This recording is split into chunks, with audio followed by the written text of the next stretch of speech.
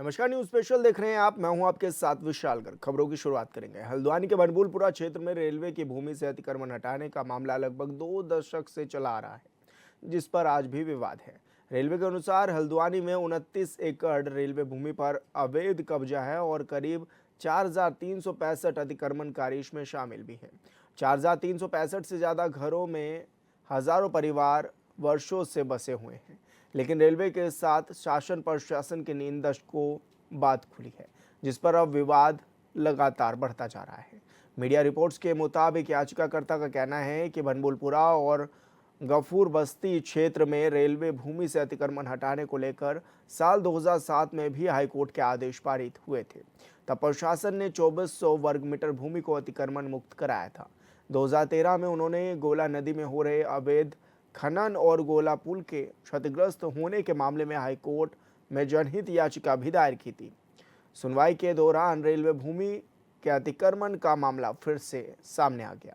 9 नवंबर 2016 को कोर्ट ने याचिका निस्तारित करते हुए रेलवे को 10 सप्ताह के भीतर समस्त अतिक्रमणकारियों को हटाने के भी निर्देश दिए थे।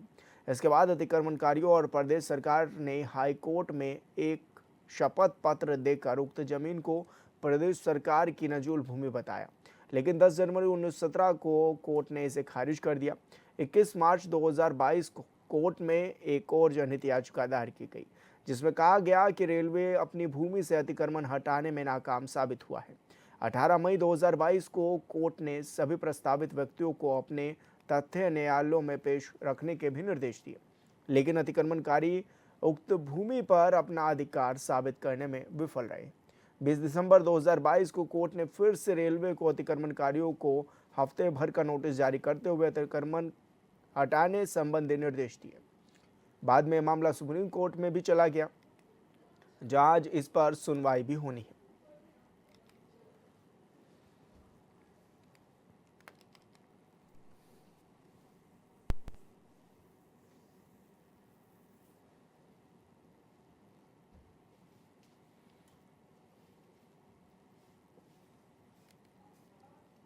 जहाँ आप खड़े हुए इस प्रॉपर्टी पे, ये भारत सरकार से डायरेक्ट नीलाम में खरीदी हुई है। यहाँ से ऊपर तक फ्री होल्ड भी है, कागज भी सब है, सुप्रीम कोर्ट तक कागज गए हैं, यहाँ के हमारे विधायक जी ने लगाए हैं। तो अगर रेलवे ये कहता है कि ये भी हमारा है, तो वो तो गलत है ना।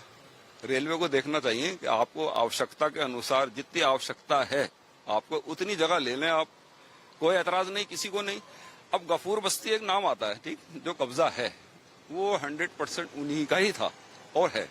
हम बचपन से देखते आ रहे हैं कि पैदाइश हमारी इसी घर की है, मैं बताएं, बहुत पुराने हम। तो ढोलक बस्ती है तो वो भी सब उन्हीं की है। अब आप गफूर बस्ती को इस लाइन में शामिल कर देना, एक नाम दे दिया कि गफूर बस्ती, गफूर बस्ती। गफूर बस्ती अलग है जो कब्जा है। अब जो सरकार करेगी, हमारे लिए भलाई करे या अच्छाई करे या बुराई करे, ये तो सरकार जाने।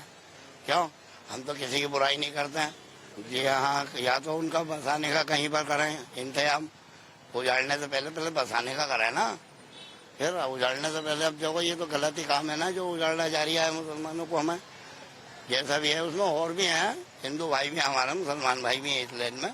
इंदिरा नगर में हिंदू भाई भी हैं, सभी हैं। अब उनका अच्छाई की बात करें, जो भी करें। ये तो एक सरकार परेशान कर रही है कि यहाँ से ये हटाओ, वहाँ से हटाओ।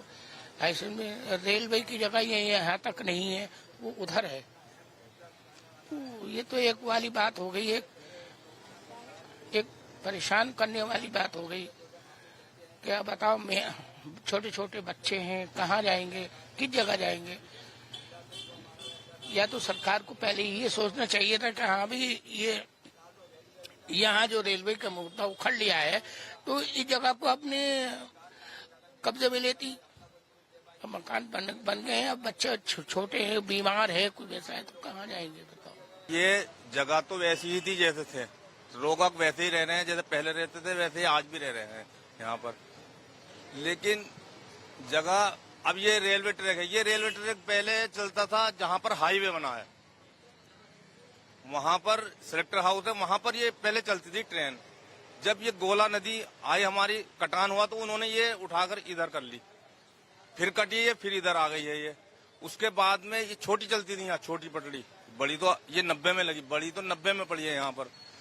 तो 90 में बाद में इन्होंने जब ये बड़ी वाली डाली तो इन्होंने और इधर कर ली है, वहां से उठा करके बड़ी वाली जब ट्रेन चली तो इन्होंने इधर कर दी, उस पट्टी यहाँ डाली इन्होंने। 90 में भरान हुआ था ये वाला, वहां से वहां तक इन्होंने बिल्कुल जड़ में ले आए ये, वहां से उठा करके उस ये क्या नाम पट्टी को अपनी।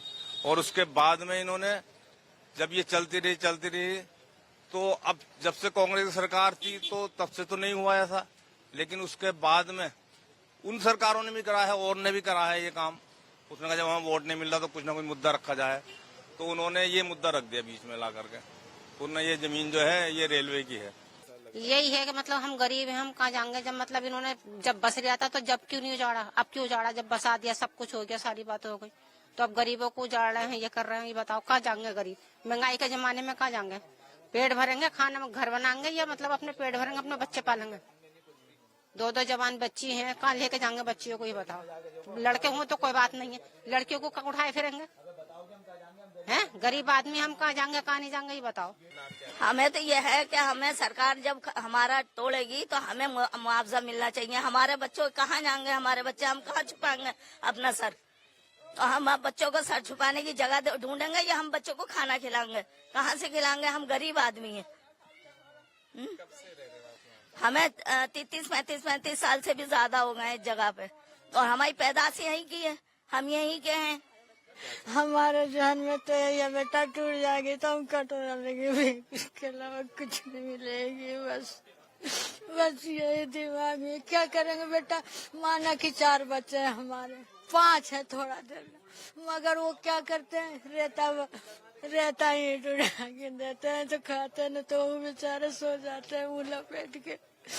हम क्या करेंगे?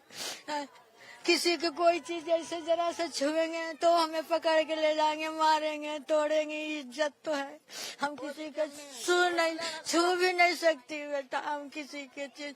देखिए, पहली बात तो यह है कि वो जमीन के नेचर के विषय में कि वो रेलवे की है ये नहीं है, क्योंकि वो नजुल भूमि है।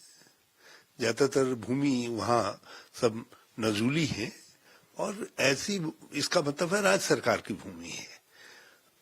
और फिर रेलवे को जितनी आवश्यकता है उतनी उनको दी जा सकती है, मगर आप सारी वसासत को हजारों लोगों को कहाँ लेकर के जाएंगे? तो या तो उनको वहीं पर व्यवस्थित तरीके से बसाया जाए, या फिर जैसा राज्य सरकार से कहा गया है कि आप प्लान पेश करिए माननीय हाईकोर्ट ने, क्योंकि रिहेबिलिटेशन प्रमुख वो है। या तो वहीं बसाया जाए, वहीं पर बसे, और कुछ जमीन जितनी रेलवे की रिक्वायरमेंट है उतनी एसेस कर ली जाए, उतना उनको दे दिया जाए, बाकी जमीन पर लोगों को वहीं बसाया जाए। आप हजारों लोगों को विस्थापित नहीं कर सकते। फिर मलिन बस्तियों के लिए हमारी विधानसभा का कानून है, हमने 2016 के अंदर कानून बनाया था, उस कानून के तहत वो कवर्ड है, उनको मालिकाना हक प्राप्त है। ये एक मानवीय प्रश्न है। वो हमारे राज्य के नागरिक हैं, तो हमारे राज्य के नागरिक हैं, उनको कहाँ आप ले जाएंगे, कहाँ बसाएंगे?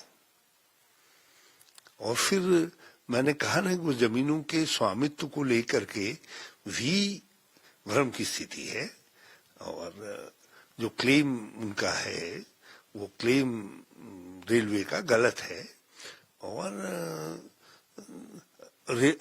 रेल चाहिए हमको, तो रेलवे की रिक्वायरमेंट एसेस कर ली जाए। आप हवाई रिक्वायरमेंट थोड़ी बता देंगे, एसेस कर ली जानी चाहिए। और इस समय हमारे राज्य का कानून उनको कवर करता है, विधानसभा ने कानून बनाया है, और उसके तहत जो है, जो इस तरीके की बस्तियां हैं उनको मालिकाना हक देने की बात है। तो इसलिए मुझे पूरा विश्वास है कि माननीय सुप्रीम कोर्ट इस सवाल को इसी मानवीय दृष्टिकोण से देखेगा, और उनके रिहेबिलिटेशन के सवाल पर हाई कोर्ट राज्य सरकार से कहेगा कि उनका क्या प्रस्ताव है। और इसी मामले पर चर्चा के लिए तमाम गेस्ट भी हमारे साथ जुड़ गए हैं। आपसे परिचय करा देते हैं। हमारे साथ सचिन गुप्ता जी जुड़ गए हैं बीजेपी से, और साथ ही कांग्रेस से हमारे साथ आशीष सैनी जी भी जुड़ गए हैं, और संवाददाता योगेश आर्या भी जुड़ गए हैं। योगेश, आप ही से समझना चाहूँगा मैं किस तरह का ये मामला अभी बना हुआ है, और क्या कुछ मांग स्थानीय भी कर रहे हैं और राज्य सरकार की ओर से भी क्या कुछ कहा गया है अभी इस पूरे मामले में? देखिए विशाल, ये हल्द्वानी क्षेत्र का पूरा मामला है। बल्कि पूरा जो इलाका है यहाँ पर जो है ये अतिक्रमण को हटाने को लेकर के लगातार जो है इसका जो मामला लगातार सामने आ रहा है। 2016 से ये मामला चला हुआ रहा है, जिसमें जो है वहाँ से जो बस्ती है उसको हटाने का जो कहा जा रहा है कि रेलवे की भूमि है, और वहाँ से उसको हटाने के लिए जो है अब इस तरह से आज सुप्रीम कोर्ट में भी इसको लेकर सर्विस चल रही है, और आज किस तरह का फैसला आएगा उसमें तो निकाय बनी हुई है। वहाँ पर पुलिस प्रशासन पुलिस किया गया, और लंबे वक्त से राज्य सरकार और अतिक्रमणकारी जो वहाँ पर है उन्होंने इस पर जो है कहा था कि ये नजूल की भूमि है, राज्य सरकार की नजूल की भूमि है, उसके अंतर्गत आती है। लेकिन इस तरह से रेलवे विभाग जो है इसको अपनी दृष्टि से बता रहा है, तो उसी को लेकर के वहाँ पर जो है एक हाईकोर्ट और सुप्रीम कोर्ट में पूरी तरह से अपील की गई थी, और अब वहाँ पर देखना होगा कि इसको लेकर के क्या कुछ फैसला आता है। लेकिन जो वहाँ पर हो रही है वो अगर परिवारों की बात देखें तो वह अब असमर्थता जता रहे हैं। वो कह रहे हैं कि वो जाएंगे कहाँ अपना आशियाना बनाएंगे, क्या उनके लिए नई प्लानिंग होगी। तो नहीं, इसी तौर पर सरकार की तरफ वह भी निगाहें बनाए हुए बैठे हैं, और उसके साथ साथ जो आज फैसला है उस पर भी निगाहें बनी हुई है। तो निश्चित तौर पर देखना होगा कि आखिरकार ये मामला जो है लंबे समय से जो चला रहा है इस पर आज किस तरह का फैसला आता है, क्योंकि वहाँ पर भारी पुलिस बल जो है वो आज के फैसले को लेकर के तैनात किया गया है। जी विशाल। सचिन जी, क्या कुछ प्लानिंग है इन लोगों के लिए, आप लोगों की? और क्योंकि आप लोग चाहते हैं अगर इनको हटाना, तो बसाने के लिए भी इंतजाम किए होंगे आपने? क्योंकि मामला अतिक्रमण का है, और अतिक्रमण को लेकर जो है माननीय उच्च न्यायालय में जो है इसको लेकर जो है अभी आदेश आने बाकी हैं। तो पहले तो ये देख रहे हैं कि माननीय न्यायालय के आदेश क्या आते हैं, उसके बाद अध्ययन करने के बाद पता चलेगा कि इसके लिए क्या व्यवस्था की जाएगी। क्योंकि सर्वप्रथम तो कोई अतिक्रमण करता है तो वो अपराध की श्रेणी में आता है, और अपराध होने के बाद सर्वप्रथम तो ये देखा जाता है कि अपराध की श्रेणी जो निर्धारित की जाती है उसमें जो है दंडात्मक कार्रवाई क्या होनी है, और दंडात्मक कार्रवाई को भी अगर हम दूर छोड़ दे तो पहले तो माननीय न्यायालय के आदेश क्या है उसका पालन हमें किस तरीके से कराना है, वहां पर किस तरीके से, क्योंकि पूर्व में भी जब वहां पर अतिक्रमण हटाने के लिए टीम गई थी तो वहां पर जो है काफी जो है अव्यवस्था का माहौल बन गया था, और बहुत अगर हम वहाँ कहे तो ये देखा जाए तो वहां पर उस समय भी जो है बहुत इस प्रकार से जो घटनाएं घटी थी जो कि अप्रिय घटनाएं थी, जो कि अच्छा उचित नहीं है। तो अभी तो पहली तो यही है कि जो न्यायालय का आदेश आता है उसका पालन शांतिपूर्ण से करे, वहां के जो लोग अतिक्रमण करता है वो सहयोग करे शासन प्रशासन का, और सरकार भी जो है निश्चित रूप से पूरा प्रयास करती है कि सरकार जो है सबके साथ रहे। और अभी देखना है कि माननीय न्यायालय का क्या आदेश आता है इसको लेकर जो है। लेकिन सचिन जी, आप कह रहे हैं कि अपराध किया है इन लोगों ने, और अतिक्रमण अगर किया है तो अतिक्रमण किन्होंने कराया है? सरकारें बीजेपी और कांग्रेस की ही तो रही हैं राज्य में, तो ये वोट बैंक ही तो था आप लोगों का। देखिए, अतिक्रमण भारतीय जनता पार्टी की सरकार कहीं भी रही हो, अतिक्रमण के सब खिलाफ हम रहते हैं, और अतिक्रमण को कभी भी हमने शायद देने का काम नहीं किया है। और लगातार जो है आज भी जो है भारतीय जनता पार्टी का यदि ये वोट बैंक होता है या Bharatiya Janata party vote bank की राजनीति करती तो निश्चित रूप से जो है भारतीय जनता पार्टी जो है कोर्ट में इस पक्ष को ना रखती, क्योंकि भारतीय जनता पार्टी है जनहित के कार्य होने चाहिए, जनता के विकास के कार्य होने चाहिए। क्योंकि जो वहाँ अतिक्रमण करता है 30 एकड़ भूमि पर वो लोग कब्जाए हैं, निश्चित रूप से अगर वो खाली होगी तो रेलवे के भी काम आएगी, स्थानीय प्रशासन के भी काम आएगी, जनहित के काम भी आएगी, तो निश्चित रूप से जो है जनता को उसका लाभ मिलेगा। और जिन्होंने वोटों की राजनीति के लिए जो है उनको बसाया होगा वो गलत बसाया, उनके जो है सपनों को चूर करने का काम जो है उन राजनीतिक पार्टियों ने किया है। निश्चित रूप से जिस समय उन्हें वोटों की आवश्यकता थी उन्होंने वोटों के लाभ के लिए जो है उनको बसाया, और आज जब वो बेघर हो रहे हैं तो ये जो है उन्हें सोचना पड़ेगा कि जिस तरीके से जो है कुछ सरकारें अपने लोभ के लिए, कुछ राजनीतिक पार्टियां जो है अपने लोभ के लिए जिस तरीके की बसावट करती है या जो है देखा जाए तो बस्तियां बसाती है, तो निश्चित रूप से उसका दुष्परिणाम भविष्य में भुगतना पड़ता है, क्योंकि सरकारी संपत्ति पे किसी का भी मौलिक अधिकार नहीं है। अगर आप बैठ गए हैं, किसी को पता नहीं चला या किसी ने जानबूझ कर आपको उठाया तो वो भी जो है उतना ही दोषी माना जाता है। लेकिन वर्तमान में सरकार भारतीय जनता पार्टी है, तो निश्चित रूप से जो है भारतीय जनता पार्टी कभी भी अतिक्रमणकर्ताओं को शह नहीं देगी। पूर्व में भी 2017 के बाद भी जो है आपने देखा होगा पूरे प्रदेश के अंदर जो है अतिक्रमण हटाओ अभियान जो है माननीय उच्च न्यायालय के आदेश पे चला था, उसमें बहुत अतिक्रमण जो है भाजपा की सरकार में हटाया गया था।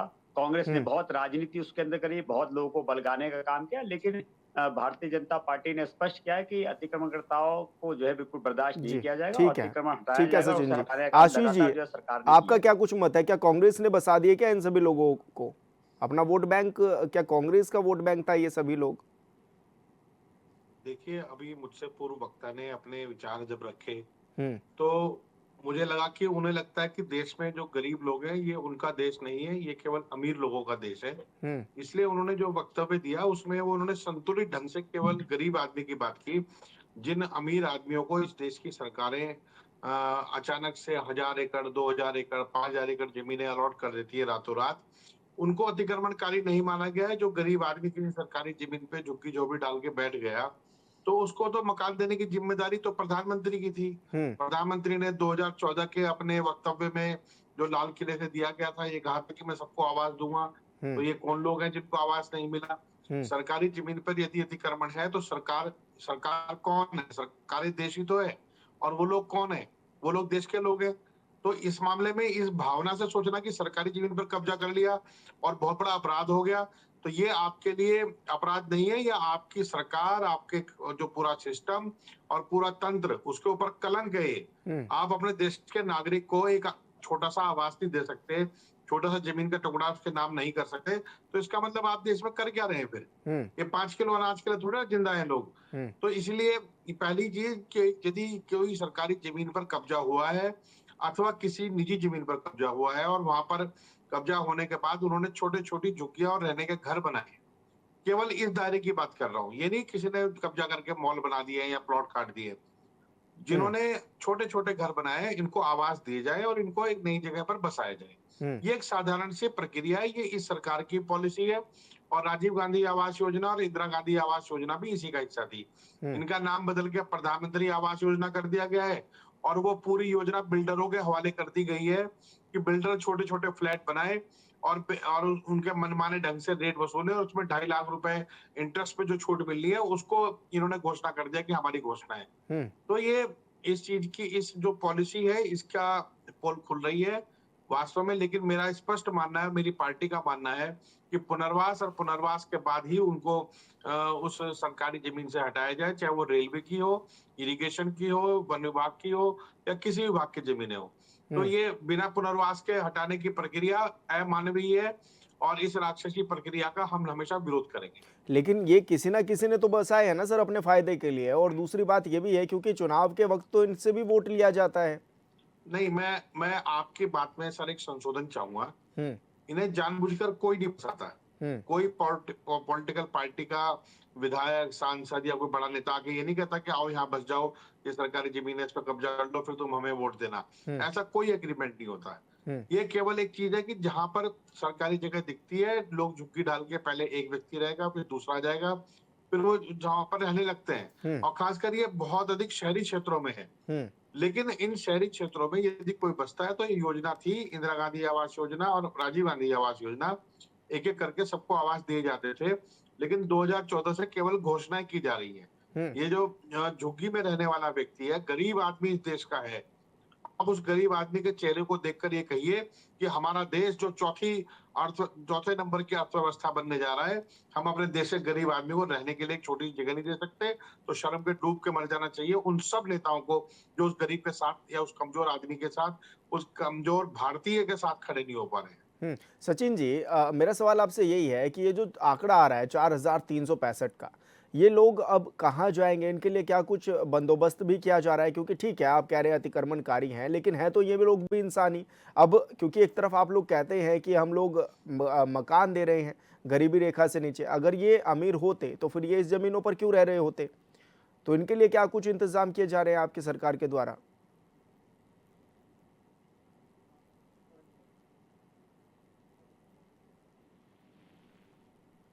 गरीब जो है कहीं ना कहीं जो है आके जो है सरकारी संपत्ति पे कब्जा करेगा, सरकारी संपत्ति को अपना अधिकार समझेगा, तो निश्चित रूप से जो है देश में कानून जो कानून के तहत भी काम किया जाता है। आज वर्तमान में भारतीय जनता पार्टी सर नरेंद्र मोदी के नेतृत्व में जो है लगातार जो आवासहीनों को जो है आवास देने का काम कर रही है और पूर्व में भी जैसे कि अभी मेरे कांग्रेस मित्र कह रहे थे कि कांग्रेस सरकार ने जो है इंदिरा गांधी आवास योजना शुरू करी, तो उनके कार्यकाल में अगर इनको आवास दिए जाते या उचित मकान दिए जाते तो निश्चित रूप से ये लोग भी जो है ऐसे सरकारी जमीनों पे कब्जा करके नहीं बैठे होते। और इन्होंने भी जो है इस प्रकार से जो है वोटों की खेती करने के लिए जो है इनको अवैध रूप से बसाएगा, तो कहीं ना कहीं जो है कांग्रेस पार्टी भी जो है दोषी है, जिसकी वजह से जो है आज इसका दुष्परिणाम वहाँ की क्षेत्रीय जनता भुगत रही है। और मैं इस बात से लेकर भी आश्वस्त करता हूं कि अभी माननीय न्यायालय का आदेश आ जाए, क्योंकि न्यायालय के आदेश से पहले किसी प्रकार की कोई टिप्पणी करना जो है उचित नहीं होगा, लेकिन फिर भी जो है भारतीय जनता पार्टी जो है बसाने का काम करती है, उजाड़ने का काम नहीं करेगी। और जो भी न्यायालय के आदेश के बाद जो भी इनके लिए उचित व्यवस्था होगी सरकार की तरफ से जो है उसके लिए व्यवस्था बनाने का प्रयास भी किया जाएगा।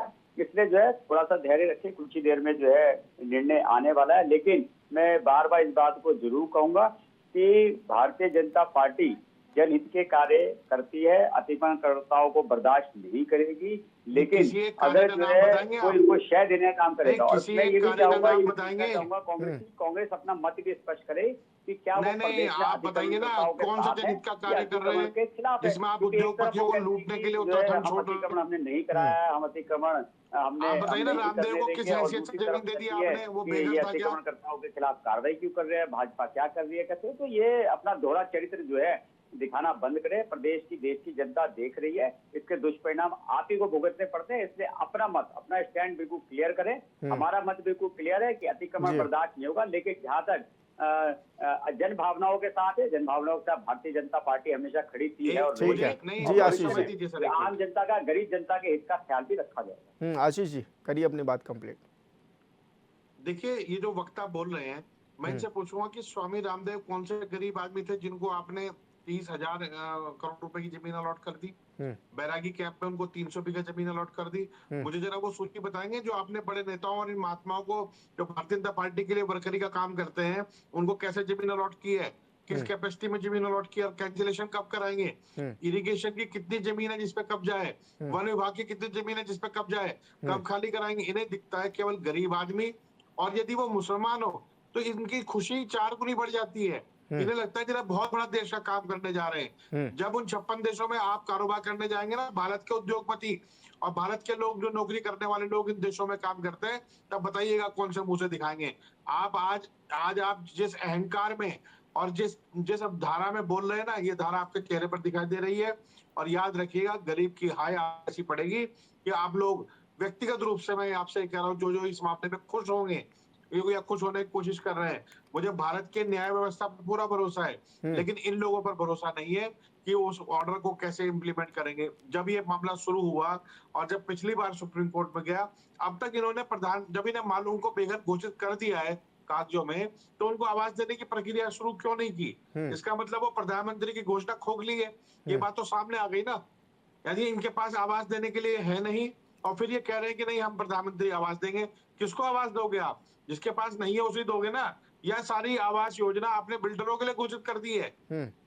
सचिन जी आंसर करिए। स्पष्टीकरण अपना ठीक कीजिए। सरकार के कुकर्मों पर पर्दा डालने की कोशिश बिल्कुल मत कीजिए। मैं कांग्रेस के प्रवक्ता से पूछना चाहता हूं कि बाबा रामदेव ने अपने निजी घर के लिए कोई संपत्ति नहीं ली है, वो जो है निजी लिए और कौन सा करना है? एक मिनट फिर आपने दी किस लिए उसको जमीन? द्वारा खरीदी गई है। अरे नहीं क्या बात, एक मिनट सुन लीजिए आप मेरी महाराज, एक मिनट सुन लीजिए, बता कौन सी जमीन ली है रामदेव ने? कोई गलत कर रहे हैं तो उसके लिए कानून है, निश्चित रूप से उनके ऊपर भी कार्रवाई नहीं है। कानून की टांग टूट जाती है उस दिन।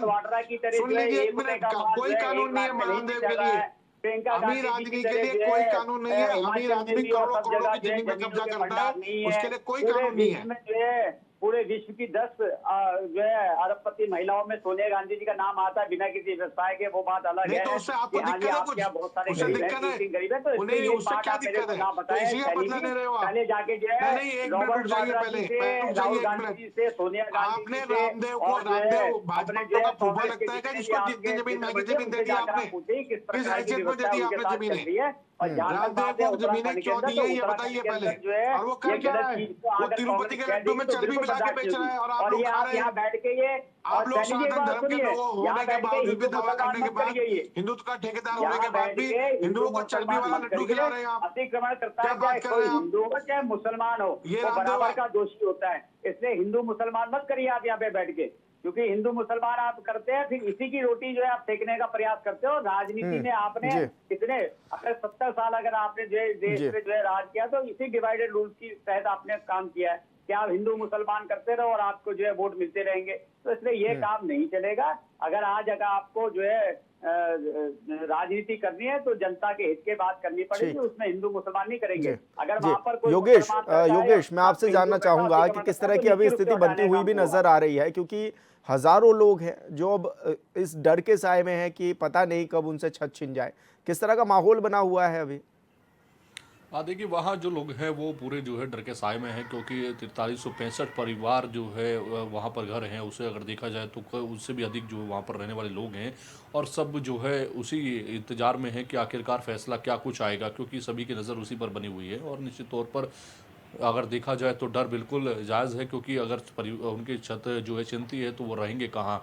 राज्य सरकार नज़ुल्म की भूमि बता रही है, लेकिन उसके बावजूद भी देखा जाए तो उनका आने वाले वक्त में क्या पुनर्वास होगा, कहाँ उन्हें रखा जाएगा, शिफ्ट किया जाएगा नहीं किया जाएगा। हाई कोर्ट के फैसले के बाद अब सुप्रीम कोर्ट ने जिस तरह से इस पर बहस ली है, उसमें आज जो है फैसला आना है, तो निश्चित तौर पर आज के फैसले पर सभी की निगाह टिकी है। पुलिस प्रशासन भारी तादाद में वहाँ पर तैनात जो है वो किया हुआ है, और उसी के चलते जो है लोगों को काफ़ी भय भी जो है वो सता रहा है कि आखिरकार आज के फैसले से उनका अगला भविष्य क्या होगा।